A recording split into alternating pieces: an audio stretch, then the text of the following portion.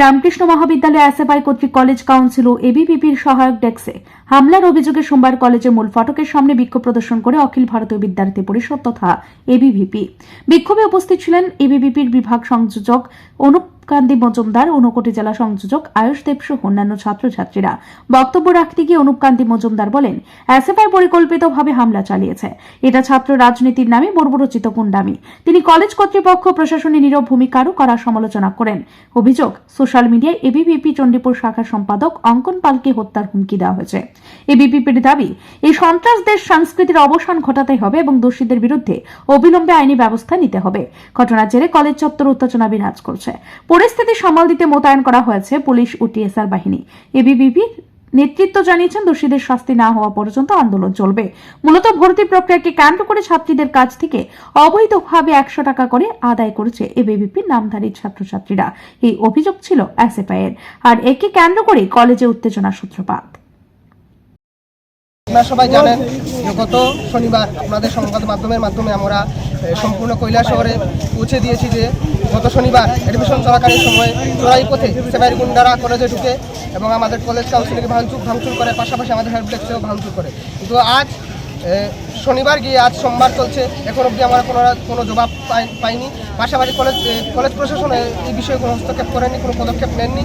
পাশাপাশি আমরা দেখেছি যে ওনারা বিভিন্ন সংবাদ মাধ্যমে ছড়াচ্ছেন যে আমরা নাকি নাটক করেছি, ওনারা কোনো দোষী নন। কিন্তু আপনারা ফেসবুক মাধ্যমে আমাদের পোস্টে গিয়ে দেখতে পারেন, গতকাল একটা পোস্ট করা হয়েছে, সেখানে আমাদের চণ্ডীপুর শাখার সম্পাদক অঙ্কন পাল, তাকে হুমকি দেওয়া হচ্ছে যে গরু যেভাবে জবাই করা হয় সেরকম নাকি কলেজের যে নেতা আছে এসএফআইয়ের, সে নাকি ওকে জবাই করবে। এটা হলো ওদের কালচার। গত 25 বছরের গুন্ডাগিরি এখনও তারা চালানোর চেষ্টা করছে। আমরা শান্তিপূর্ণভাবে কলেজের মধ্যে অ্যাডমিশন করাচ্ছি, কে বা কারা কালেকশন করেছে এটা আমাদের জানা নেই, হয়তো ওরাই কালেকশন করেছে। এবং এখন যখন আমরা এবিভিপি সেটার মধ্যে পদক্ষেপ নিয়েছি, হস্তক্ষেপ করেছি এবং ওদেরকে এই ভুলভাবে কালেকশন করে আটকানোর চেষ্টা করছি। এখন তারা আমাদেরকে হুমকি দিচ্ছে, সংবাদ মাধ্যমে হুমকি দিচ্ছে, পাশাপাশি সোশ্যাল মিডিয়ার মাধ্যমে ওরা হুমকি দিচ্ছে যে আমাদের গরু যেভাবে ওরা জবাই করে সেভাবে আমাদেরকে ওরা জবাই করবে। সোমবার দুপুরে ছাত্র যুব ভবনে সাংবাদিক সম্মেলন করে এবিভিপির করা সমস্ত অভিযোগ অস্বীকার করেছে এসএফআই কৈলাসহর মহকুমা কমিটি। বিভাগীয় কমিটির সভাপতি সাহাবুদ্দিন জানান, রাজ্য সরকার যেখানে ছাত্রীদের ভর্তি সম্পূর্ণ বিনামূল্যে করে দিয়েছে, সেখানে সম্পূর্ণ অনৈতিক ও অবৈধভাবে অখিল ভারতীয় বিদ্যার্থী পরিষদের ফ্ল্যাগ ও হেল্প ডেস্ক ব্যবহার করে কলেজের নামে লোগো ব্যবহার করে ভর্তি হতে আসা নতুন ছাত্রীদের কাছ থেকে 100 টাকা করে আদায় করেছে।